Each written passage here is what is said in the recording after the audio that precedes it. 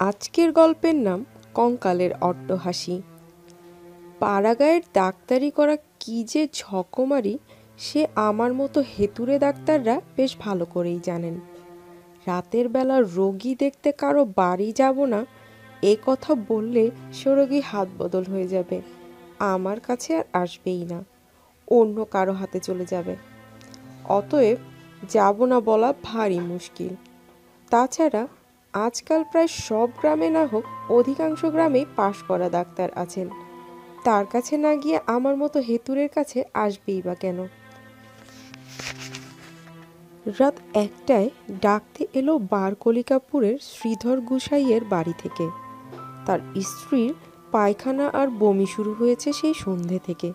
এখন বড্ড বাড়াবাড়ি, এক্ষুনি যেতে হবে। যে লোকটি ডাকতে এসেছিল তাকে আমি চিনি, শ্রীধর গুছাইয়ের পাশের বাড়ির লোক, আমার পূর্ব পরিচিত। তার হাতে একটা পুড়িয়া দিয়ে বললাম, এটা নিয়ে যাও, গিয়ে এক্ষুনি খাইয়ে দেবে ঠান্ডা জল দিয়ে, আমি আধ ঘন্টা পরেই যাচ্ছি। স্ত্রী অবশ্য বাধা দিয়েছিল। আমি বললাম, না, তা হয় না, এ আমার পবিত্র কর্তব্য, যেতেই হবে। কর্তব্য না হাতি, আসলে রোগী হাত বদল হওয়ার ভয়। ভারী জেদি লোক শ্রীধর গুছাইতে, না গেলে কাল থেকে আসা বন্ধ হয়ে যাবে আমার ডাক্তারখানায়। দুগ্গা বলে বেরিয়ে পড়লাম। হেঁটেই যেতে হবে, অন্ধকার রাত, তাই টর্চ লাইটটা সঙ্গে নিতে ভুললাম না। স্ত্রী বললে, হ্যাঁ গো, সঙ্গে একটা লাঠি নেবে না?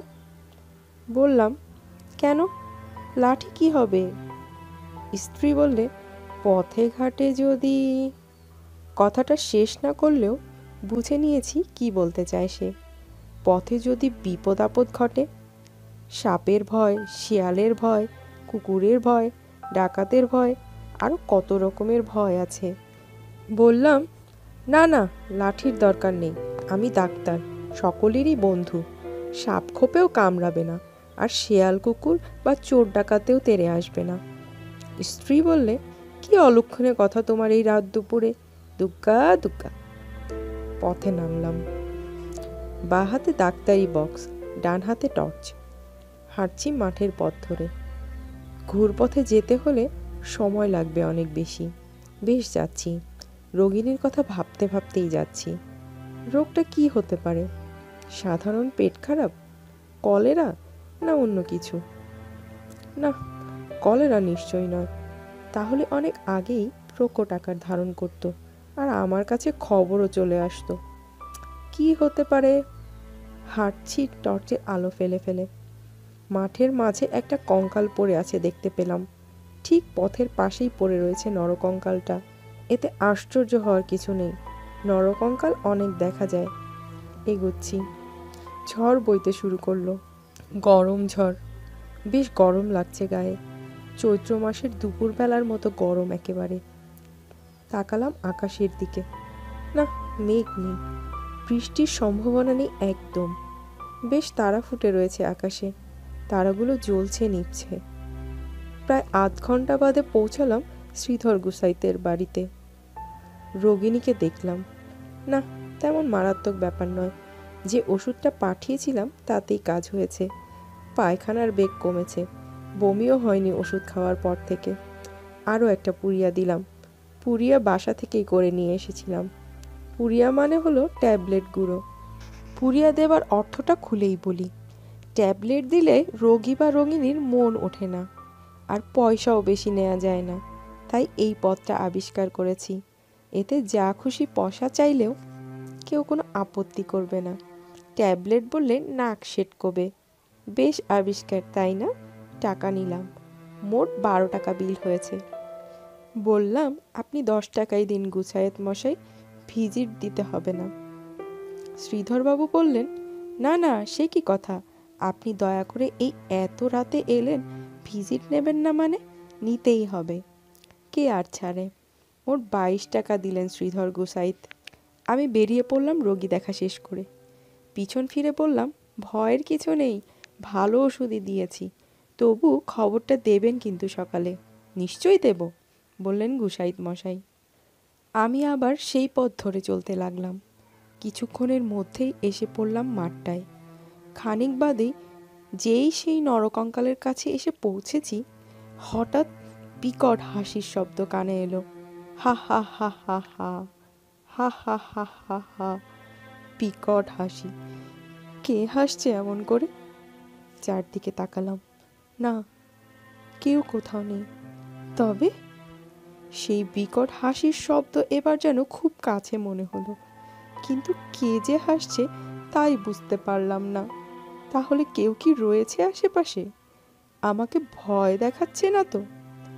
না, ওদিকে কান দিলে চলবে না, এগিয়ে যাই। পা বাড়িয়েছি সবে, অমনি কে বলে উঠল, ও ডাক্তারবাবু, দাঁড়ান না একটু। কে কে? দেখলাম টর্চ জেলে। না, কেউ তো নেই কাছে পিঠে। তবে কি আমি ভুল শুনলাম? হ্যাঁ, ভুলই শুনেছি, নইলে মানুষটা কি উবে যাবে? হাতে তো টর্চ রয়েছে, দেখতে কেন পেলাম না তাহলে? আবার এগুলাম, অমনি সেই কণ্ঠস্বর, আমি বলছি ডাক্তারবাবু, আমি। আমি মানে কে তুমি? আমি গো, আমি কঙ্কাল। সঙ্গে সঙ্গে মনে পড়ে গেল পাশেই পড়ে থাকা সেই নরকঙ্কালের কথা। টর্চটা জেলে ফেললাম ফস করে। এ কি, কঙ্কালটা যে উঠে বসেছে, এটা কি করে সম্ভব? কঙ্কাল বললে, আলোটা নেভান। আমি আলো একদম সহ্য করতে পারি না। নেভালাম হাতের টর্চ, বলতে গেলে আপনা আপনি নিভে গেল ভয়ে। কঙ্কাল বললে, আমি হাসছিলাম গো, ভয় পেলাম খুব। কি সর্বনাশ, আমি কি তবে ভূতের পাল্লায় পড়লাম? কঙ্কাল বললে, ভয় পাবেন না ডাক্তারবাবু, শুনুন যা বলছিলাম। আপনি তো রোগী দেখে এলেন, ওষুধও দিলেন, কিন্তু ও রোগী ভালো হবে না গো। বললাম, ভালো হবে না মানে? কঙ্কাল বললে, মরবে ও, আজ রাতেই মরবে। কি করে বুঝলে তুমি? আমরা বুঝবো না তো কে বুঝবে? কাল সকালেই খবর পাবেন আপনার রোগী পটল তুলেছে। বলেই সে কি হাসি কঙ্কালের। বুকের রক্ত আমার হিম হয়ে গেল, হাত পা কাঁপছে, বুকের ভেতর কেমন যেন করছে, মাথাটা হঠাৎ খুব ধরেছে বলে মনে হলো। কঙ্কাল বললে, তোমার কোনো ক্ষতি করব না, বাড়ি চলে যাও। তবে রোগীর কথাটা তোমায় আগাম শুনিয়ে দিলাম, শেষ রাতে আমার কাছেই আসবে ও। আমি পা চালালাম বটে, কিন্তু মনে হচ্ছে যেন সামনের দিকে এগোতেই পারছি না, ক্রমশই পিছিয়ে পড়ছি। এ কি বিপত্তি! থামলাম না তবু, পা চলছে সামনের দিকেই। অনেকটা এগিয়ে এসেছি, আবার সেই বিকট হাসির শব্দ কানে এলো। উফ, সে কি ভয়ঙ্কর হাসি! যাই হোক, অনেক কষ্টে বাড়ি এসে পৌঁছলাম, তখনও কাঁপছি। স্ত্রী বললে, কি গো, শরীর খারাপ করেছে নাকি? এ প্রশ্নের কোনো জবাব দিতে পারলাম না। স্ত্রী খুব বুদ্ধিমতী, হাজার হলেও ডাক্তারের স্ত্রী তো, তাই উপস্থিত বুদ্ধি বের করলে চট করে। আমার গায়ের জামা খুলে দিলে, গেঞ্জিটাও টেনে খুললে, তারপর কুজোর জল ঢালতে লাগলো মাথায়। তারপর চলল পাখার হাওয়া করা। মিনিট কয়েকের মধ্যে সুস্থ বোধ করলাম খানিকটা। স্ত্রী বললে, সুস্থ বোধ করছো এখন? আমি মাথা নেড়ে জানালাম, হ্যাঁ। রাতটা এভাবেই কাটলো। সকাল হলো, আকাশে সূর্য উঠি উঠি করছে। এমন সময় শ্রীধর গুসাইয়ের বাড়ি থেকে লোক এলো খবর নিয়ে। খবরটা মারাত্মক। গুসাই মশাইয়ের স্ত্রী আর জীবিত নেই, ভোরবেলায় হার্ট ফেল করে মারা গেছেন তিনি। বললাম, ঠিক কখন মারা গেছেন? লোকটা বললে, শেষ রাতের দিকে। নিজের কানকে যেন বিশ্বাসই করতে পারলাম না। ভুল শুনছি না তো?